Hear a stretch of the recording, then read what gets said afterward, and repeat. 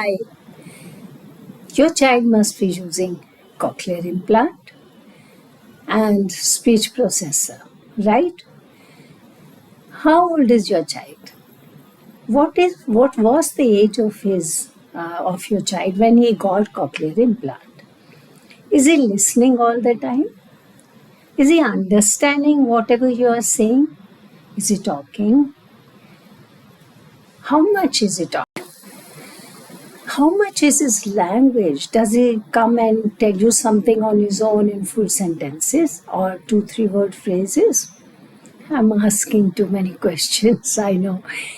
I'm sure you also have many questions in your mind, such as what shall I expect from my child? How much can he understand when I'm talking? How to make him listen all the time so that I don't have to say listen, listen, listen again and again. How can I assure that he listens, he understands, and he speaks accordingly and not like a parrot? How to make his language expand and increase. We have come out with a 40 weeks program to answer all these questions. This program is most suitable for the children who get cochlear implant at the time of, say, about roughly 1 year old. And now they are 2 years old, so obviously they had 1 year therapy. And why we are doing this? Because a lot of children in India now are also going for early implantation. We have early diagnosis, early intervention. Many children in India are getting cochlear implants at the age of 6 months, 9 months, 12 months, 14 months. So I thought this is more applicable and need of the hour and will be beneficial to many parents and those young children. So there will be 40-week sessions. Starting from the first session till 40, there will be a journey with your child of outcomes, how to make the outcomes better and better. So every week, I will be talking about the goals, objectives, what we should focus on in audition, in language, in speech, even what storybooks to read. And every week, a work will be given to you, which you can go back home and practice that. Try that, and you can send questions and feedback to us, which I will answer in the next episode. And in the next episode, we will take the children to the next level with different goals and different focus to increase in their audition and language.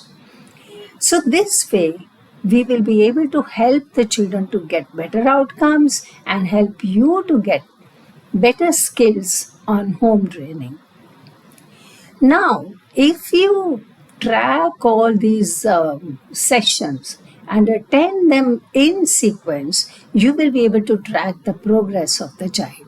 So I recommend that you attend all 40 sessions in sequence. Tell us the comments, feedback, questions, and when you send us questions, please write the child's cochlear implant age, means at what age did he get cochlear implant, and his chronological age, and then we'll be able to answer you well. There's a link below which will help you to download the full resource from Cochlear website in case you want to do that. And if you want to get to all these 40 episodes, you can subscribe for Cochlear India YouTube channel. And remember to press the bell icon on the right side down, so then you will get notification of all episodes. So you ready? We are going to have a journey with your child. Thank you so much. Let's start with the first week session today without wasting any time. In the first week, we will focus on all 4 areas in every week. So in the first week, we will have audition goals. What audition goals we will have? Auditory memory of 2 items. So when I say 2 items, they can be mainly nouns, because initially we want to increase the vocabulary of the children, and nouns is very easy, labeling is very easy to increase the vocabulary. Later on we will be moving to verbs, adjectives, prepositions, everything. Now when we talk about 2 items, the 2 key words can be the names of the family members or can be objects. Let's take the example of family members. So what you can tell the child,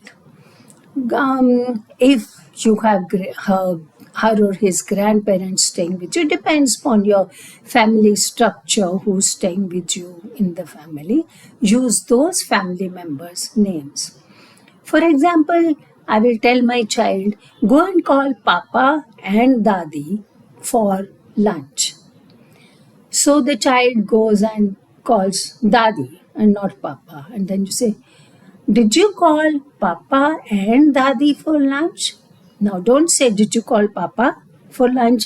Then it is, he has to remember only one word. Did you call Dadi for lunch? Then it's only for one word. You have to always say 2 words in the sentence. So how will you say, did you call Papa and Dadi for lunch? Again, take the example of fruits. Now in fruits, take common fruits which you generally eat at home, which the child is interested in. So what I find that most of the time the children love bananas, and banana and apple are 2 common fruits which are available throughout and very common in different all the houses. So I'm taking example of banana and apple. But when you are doing 2 item selection, keep 3 or 4 fruits, not only 2. Because if you keep only 2 fruits, he doesn't have to remember, no. He can see those 2 fruits and talk about that, give you that. So I will put banana, apple, chiku and custard apple on the table in a plate. And then I will have an empty plate and I will say, put banana and apple in this plate. We are going to cut and eat some fruit. Or we are going to cut and eat some fruit. Pause. Put a banana and an apple in this plate. Now the child might put only apple in the plate. So again repeat the whole sentence. Don't say put banana also. Then you're telling him to remember only one word. I said put banana and apple in the plate. So now he will know that apple is there. So he'll pick a banana and put it. It's easy for him. And next time he will remember 2 items. So the same way, whole week, whatever activity you are doing with the child or at home in daily routine activities, please involve the child and give him all commands with 2 items so that he has to remember 2 words from the whole sentence. The next goals are in receptive language. In the receptive language, work on vocabulary and increase the nouns, lot of labeling, and work on questions. So what is the question we focus in the first week? That is, what's that? So what we are focusing on? So during the session, during whole day, during the activity, I mean at home, say, for example, you say, what's that? You point out to banana and say, what's that? He says, banana. Point out to apple, what's that? He says, apple. Or you just pick up banana and say, what's this? And he says, banana. So his vocabulary is increasing. And also check that his receptive language in sentences is increasing. So when we are talking about sentences, whatever you commands you give to the child, go to the kitchen and bring a glass of water. Go to the kitchen and get me a knife. So whatever whole day you are doing, give commands where the child has to remember the nouns, what he knows, and work more on the question whole week, what's that? Then comes the goals in expressive language. Expressive language means the child the language what he understands and now he is speaking. So receptive language comes first, expressive language comes later. First the child understands the language and then he speaks. See, the circle is we hear, we process, we think, and then we speak. We hear, we understand, and we speak. So this is receptive language, this is expressive language. So what do we expect in the first week for the child to express? Maybe 2-word phrases. So when I'm doing that same activity of fruits, the child may say apple fell. He cannot say the apple fell down, so he says apple fell. He has the full communication need of sentence that the apple has fallen down, but he's using 2 words. The same way, he can even say more banana, that I want more banana. Or he can say apple no, that means I don't want to have apple. So the 2-word phrases is what we expect from the children at this age. We also expect they start asking questions. So I don't know how much therapy has been done in 1 year. Your child is at what level, what he understands. Accordingly, you expect that what question he can ask. But otherwise, even if it just shows the intent of communication, like saying, where, so he's asking, where is it or can I have this? That you take it as a question. Then come to speech. Now, what are our speech goals? What do we expect in speech? By the time the child is 2 years, I'm sure he has developed all the vowels. He can speak vowels correctly. A, U, E, O, A, O, all he can speak correctly. And then some of the diphthongs. What are diphthongs? Diphthongs means 2 vowels put together, added together. For example, hi, bye, boy. So in that A and A is put together and not said ha a. It's hi, not bo I boy. Bye bye. So these are the diphthongs which the child can say at this level. And we also expect p, m, b, h, n, w. Most of these consonants the child should be able to say.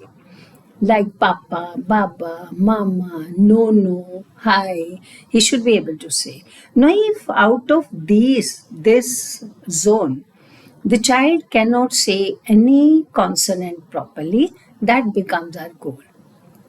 So you will have different goals with different children. Some children you will focus on pa, some on ma, some on ba, some on her, depending upon which they can already say and which they cannot say.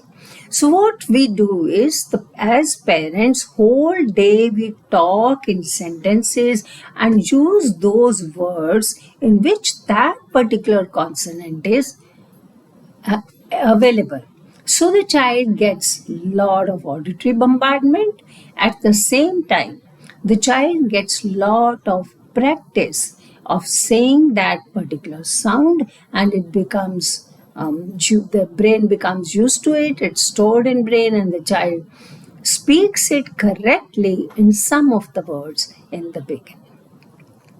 For storybook, this week we recommend you read the story of the book Are You My Mother?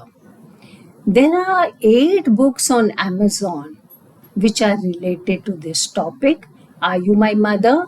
Are You My Mummy? You can select any. There are different animals and birds. There is one story on bunny rabbit, one on duck, one on chicken, one on bear, like that. There are many books available. So the question is, are you my mother? Are you my mummy? The child starts understanding that question, and the child labels, what is this animal? What's that? So you point to the cow and say, what's that? The, the child has to say cow. And if he doesn't say, then you say, that's a cow. And the cow says, moo. You go back to learning to listen sounds to make him understand associating object with the sound. And then you say, the duck asked the cow, are you my mummy? What did the cow say? No, I'm not your mummy. Like that, the book continues, and it's good fun for children. They enjoy and they love it. Now, tips. How do we help the children to pay attention, listen, understand, and then talk? So, what do we do? What strategies do we follow? The first is encourage. Encourage the child. Don't discourage the child. Give always positive reinforcement and never negative reinforcement. If you give negative reinforcement, the child doesn't want to try again because he doesn't want to fail. Amongst us, who wants to fail? We don't want to fail. If we know we are going to fail, we won't even attempt it. We are afraid of failure, and so is with the children. So if the child gives you wrong answer or wrong thing or something says wrong, then what do we say? Listen again. Now there are two ways of saying listen again. One is listen again. Second is listen again. So see the difference. The first one is negative reinforcement and the second one is positive reinforcement. So if you talk the second way, the child is encouraged to talk. I would say always appreciate the efforts of the child and not the success of the child. Every time we cannot be successful. It's all right to fail. But we must make efforts. So if the child is trying, paying attention, listening, trying to see, I would reward him for that, for making efforts. And I will always say, good try. Here is a toy for you. Good try. I want to give you a star because you were making efforts. You were a good listener. Very good listening. So I'm giving you a star. Rather than saying that you said it right or you did it right. Correct? Another tip. In your receptive language, don't use gestures. You see, many times what we do, we talk also and we give gestures also.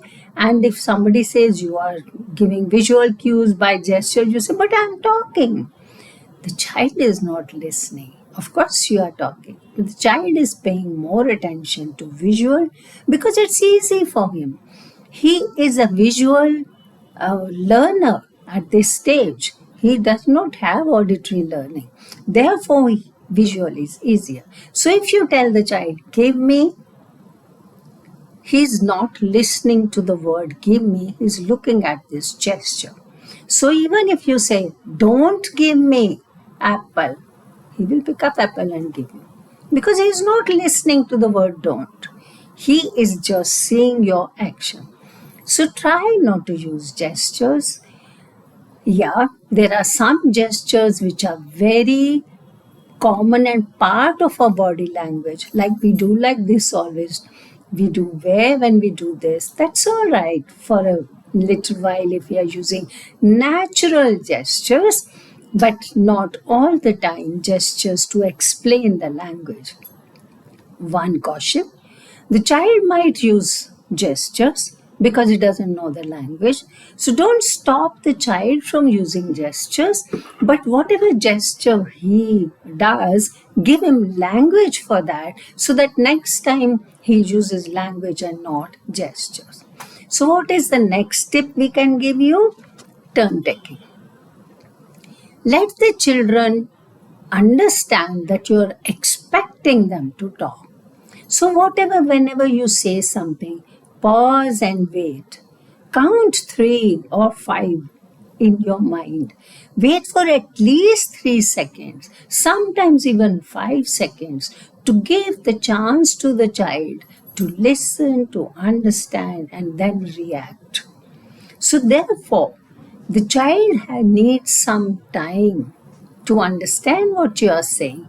So, give some time, but expect him to say something or do something. So, turn taking is very important because sometimes we work only on receptive language and not on expressive language because we don't expect the children to say anything. We just accept them. Like we expect them to understand language. But start from the very first day that we expect you to say something, oral language also. Then speech sounds. There's a tip about speech sounds that don't give speech correction for the consonants which you have not taught and which the child is not using yet. Otherwise, we will go on giving correction of every particular consonant, every consonant, pa, ta, ka, ga, na, na, cha, ja, every consonant. This should not be done. So, if my goal for this week is per, then whenever the child doesn't use per sound properly in any word, I repeat that and make him repeat that and give him bombardment so that he remembers this. Okay. Thank you. So please send us questions and I will answer all your questions. I expect you to go back and try all this for 1 week and ask questions. In the next episode, I can answer all these questions. So in the next week, we will go to the different higher goals in everything. Focus will be different. And if there is any issue, we will sort it out when you send us the comments. In the comment section, you can write your feedback also. Thank you very much.